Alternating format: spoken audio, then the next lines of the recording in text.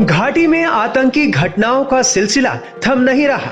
पिछले कुछ महीनों में जम्मू कश्मीर में आतंकी घटनाओं में इजाफा देखने को मिला है। जम्मू कश्मीर के किश्तवाड़ के केशवान और आसपास के इलाकों के घने जंगलों में सुरक्षा बलों ने सोमवार सुबह सर्च ऑपरेशन दोबारा शुरू कर दिया। रविवार को यहां 3 से 4 आतंकियों के छिपे होने की खबर मिली थी, जिसके बाद सेना ने सर्चिंग की तो आतंकियों ने फायरिंग शुरू कर दी। गोलीबारी 4 घंटे से ज्यादा समय तक चली थी। जवाबी कार्रवाई के दौरान पैरा स्पेशल फोर्स के 4 जवान घायल हुए थे। इलाज के दौरान नायब सूबेदार राकेश कुमार की मौत हो गई थी। सेना के मुताबिक केशवान जंगल में छिपे आतंकी कश्मीर टाइगर्स ग्रुप के हैं। इन लोगों ने ही 7 नवंबर को 2 विलेज गार्ड की हत्या की थी। कविंदर गुप्ता ने इन हमलों को लेकर सवाल उठाते हुए बड़ा बयान दिया है। नायब सूबेदार राकेश कुमार का जो शहादत है निश्चय ही दुखद है। जो परसों जो घटना हुई थी तो उसके बाद जब कुलदीप और नज़ीर 2 लोगों की शहादत हुई और बड़ी क्रूरता के साथ उनको शहीद किया गया, तो अब जो हमारी फोर्सेस हैं वो उनको घेर कर रखी हुई थी। उसके लिए एनकाउंटर वगैरह चलते रहे। उसी में मुझे लगता है कि ये केशवान इलाके में वही लोग होंगे। हालांकि सुरक्षा बल लगातार लगे हुए हैं उनको ढूंढने में। जंगल होने के कारण से शायद उनको कामयाबी नहीं मिली और अपने ही जवान वहां पर एक शहीद हुआ और उसके साथ 3 लोगों की जो जख्मी हुए। जिस प्रकार से मिलिटेंसी दोबारा सर उठा रही है, इस पर सोचने की जरूरत है कि स्थानीय लोग कहीं ना कहीं इन्वॉल्व हैं। अदरवाइज बाहर के लोग आकर के इतना बड़ा वो कांड करें, वो संभव नहीं होता जब तक कि स्थानीय लोगों की मिली भगत ना हो।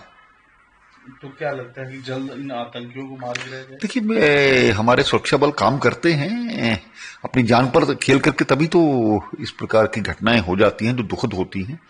वो पूरी शिद्दत के साथ अपनी जान पर खेल करके उन्होंने उनको मिलिटेंट्स को पकड़ने की कोशिश की। जल्द इसके रिजल्ट मिलेंगे, ऐसा सोचना चाहिए। सुरक्षा बलों और आतंकियों के बीच पिछले 2 दिन में 3 मुठभेड़ें हुई हैं। सुरक्षा बलों ने नवंबर महीने के 10 दिन में 8 आतंकी मार गिराए हैं। सोपोर में 8 नवंबर को 2 आतंकी और 9 नवंबर को 1 आतंकी मार गिराया गया था। इन इलाकों में सुरक्षा बल हाई अलर्ट पर है। इस बीच कांग्रेस घाटी में बढ़ती आतंकी घटनाओं पर सवाल उठा रही है। न जम्मू एंड कश्मीर की सरकार की जिम्मेदारी नहीं बनती है, क्योंकि बॉर्डर से जो वेपन्स आते हैं या आतंकी भी आते हैं, वो तो केंद्र सरकार की जिम्मेदारी है रोकने का। और वहां पर सीआरपीएफ लगी है, मिलिट्री लगी है, उसके कंट्रोल में अभी है। और मुझे तो कुछ इसमें संदेह लगता है, जब से भाजपा की विरोधी सरकार बनी, अर्थात यूपी इंडिया गठबंधन की बनी है, तब से आतंकी गतिविधियां बढ़ी हैं। लेकिन जिम्मेदारी एलजी की है, केंद्र सरकार की है। और वहां के मुख्यमंत्री ने भी यह चिंता जाहिर की कि आखिर में इसका स्रोत क्या है।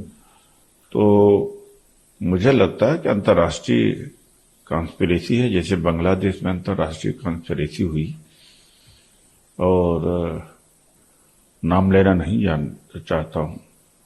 और उसी तरह की गतिविधि कश्मीर में देखने को मिल रही है। उसको रोकने का कार्य केंद्र सरकार का होना चाहिए। सेना और जम्मू कश्मीर पुलिस की कोशिश है कि जम्मू कश्मीर से आतंकियों का जल्द पूरी तरह सफाया हो।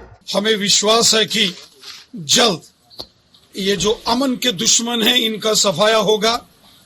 डोडा, किश्तवाड़, रामबन, रियासी, रजौरी, पुंछ जैसे सीमावर्ती और पहाड़ी क्षेत्रों को फिर से दहलाने की एक साजिश आतंकवादियों द्वारा हो रही है।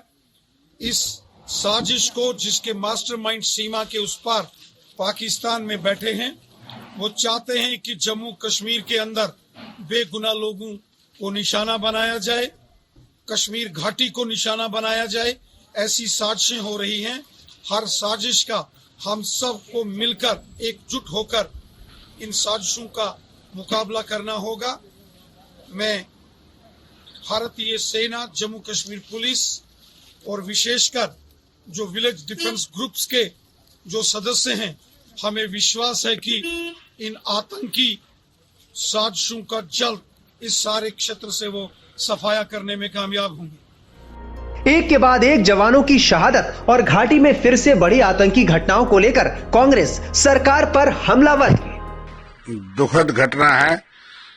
2 दिन पहले वहां हमारे 2 village defence guard Nazir Ahmad और कुलदीप कुमार किडनैप करके उसके बाद उनको शहीद कर दिया गया।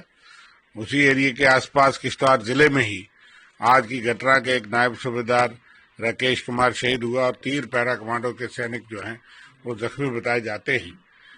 ये बहुत गंभीर चिंता का विषय है, बहुत ही दुखद घटना है। हम उनके परिजनों के साथ पूरी हमदर्दी का इजहार करते हैं और शहीद को सल्यूट करते हैं। लेकिन चिंता ये है कि घटनाएं जारी हैं, जम्मू में भी और कश्मीर में भी आतंकवादी।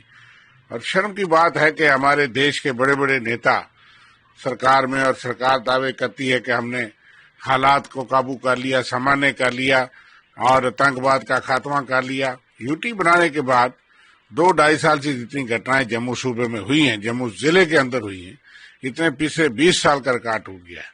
इसलिए आतंकवाद बड़ी तेजी से बढ़ा है और अभी भी घटनाएं जो हैं वो तेजी से हो रही हैं, कश्मीर हो, जम्मू हो।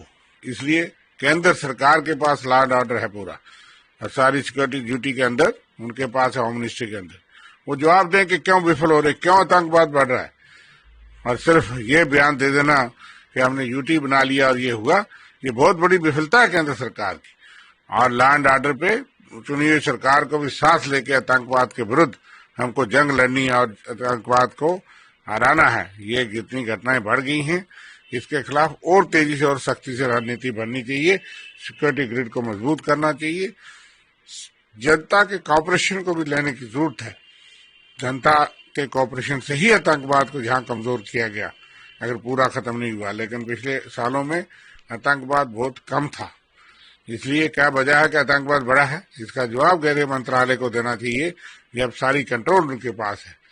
इसलिए इन घटनाओं की हम सख्त निंदा करते हैं और ये मांग करते हैं कि ठोस नीति बनाई जाए, सख्त कार्रवाई की जाए, जान माल की सुरक्षा की जाए, जवानों की शहादतों को रोका जाए। भारतीय सेना आतंकियों को चुन चुनकर जहन्नुम पहुंचा रही है, उनके नापाक मंसूबों को नाकाम कर रही है।